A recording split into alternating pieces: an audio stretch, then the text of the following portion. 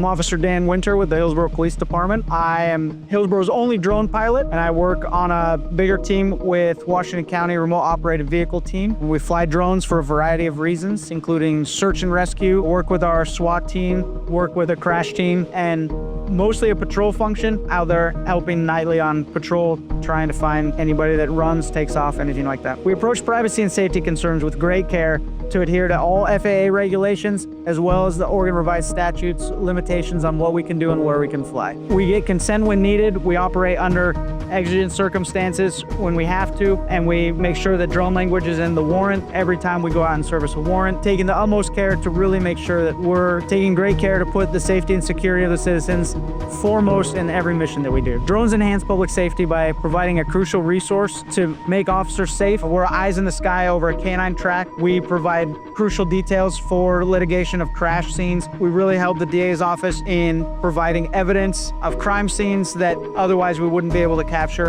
an overview of everything that an officer just can't see on the ground. Historically, we would have had to use a fire truck, climb up a ladder and take a picture.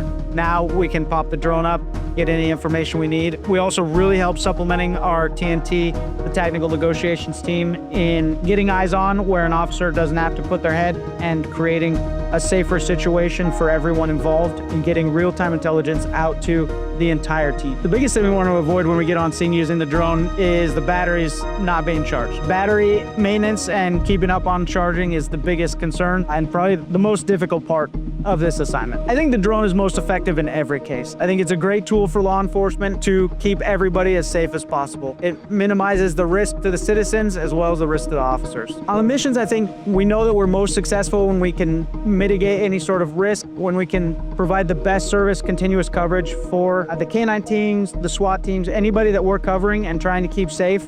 If we can do that, then that's mission accomplished.